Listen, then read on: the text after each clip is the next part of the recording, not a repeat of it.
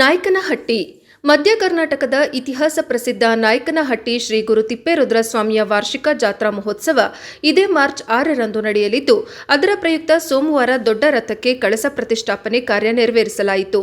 ಜಾತ್ರೆಗೆ 5 ದಿನಗಳು ಬಾಕಿ ಇರುವ ಹಿನ್ನೆಲೆಯಲ್ಲಿ ಬೃಹತ್ ರಥಕ್ಕೆ ಕಳಸವನ್ನು ಪ್ರತಿಷ್ಠಾಪಿಸುವುದು ಸಂಪ್ರದಾಯವಾಗಿದೆ.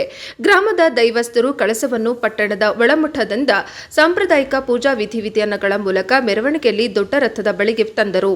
ಕಳಸವನ್ನು ಕಂಬಳಿಯ ಗದ್ದಿಗೆ ಮೇಲಿಟ್ಟು ಶಾಸ್ತ್ರೋಕ್ತವಾಗಿ ಪೂಜೆ ಮಾಡಿ ಸುಮಾರು 45 ಕೆಜಿ ತೂಕ 5 ಅಡಿ ಎತ್ತರದ ನೂತನ ಕಳಸವನ್ನು ಹಗ್ಗದ ಸಹಾಯದಿಂದ ರಥದ ಮೇಲಕ್ಕೆ ಎಳೆದು ಪ್ರತಿಷ್ಠಾಪಿಸಲಾಯಿತು.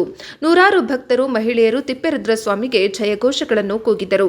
ಈ ಮೂಲಕ ವಿದ್ಯುಕ್ತವಾಗಿ ಜಾತ್ರೆಗೆ ಚಾಲನೆ ನೀಡಲಾಯಿತು. ಕಳಸ ಪ್ರತಿಷ್ಠಾಪನೆಯ ನಂತರ ರಥಕ್ಕೆ ವಿವಿಧ ಬಣ್ಣಗಳ ಬಾವುಟಗಳನ್ನು ಜೋಡಿಸುವ ಕಾರ್ಯ ಮಾಡಲಾಗುತ್ತದೆ ಹಾಗೂ ಈ ಆಚರಣೆಯ ಮೂಲಕ ಗ್ರಾಮದ ಪ್ರತಿಯೊಂದು ಸಮುದಾಯದ ಬಾಬುದಾರರು, ದೈವಸ್ಥರು, ಗ್ರಾಮಸ್ಥರಿಗೆ ಜಾತ್ರೆಗೆ ಅಧಿಕೃತವಾದ ಆಹ್ವಾನವನ್ನು ನೀಡಲಾಗುತ್ತದೆ.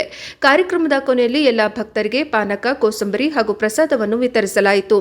ಕಾರ್ಯಕ್ರಮದಲ್ಲಿ ದೇವಾಲಯ ಸಮಿತಿ ಮಾಜಿ ಅಧ್ಯಕ್ಷರಾದ ಎಂವೈಟಿ ಸ್ವಾಮಿ, ಜೆಪಿ ರವಿಶಂಕರ್, ಪಟ್ಟಣ ಪಂಚಾಯಿತಿ ಸದಸ್ಯರಾದ ಆರ್ ರವಿಕುಮಾರ್, ಎನ್ ಮಹಾಂತಣ್ಣ, ಗ್ರಾಮಸ್ಥರಾದ Dalavayi Thippeswamy, K N Thipperudrappa, R T Thippeswamy, B N Nataraj, Dore Thippeswamy, N Umesh, Narayanachar, Shivakumar Bhandari, Giriyappa, Rudramuni, ಸ್ಥಳೀಯ ಜನಪ್ರತಿನಿಧಿಗಳು, ದೇವಾಲಯದ ಕಾರ್ಯನಿರ್ವಹಣಾಧಿಕಾರಿ ಎಚ್ ಗಂಗಾಧರಪ್ಪ, ಸಿಬ್ಬಂದಿ ಸತೀಶ್ ಕುಮಾರ್, ಶಂಕರಪ್ಪ, ರುದ್ರೇಶ್, ಮಂಜುನಾಥ್, ಮಹದೇವ್ ಇತರರು ಇದ್ದರು.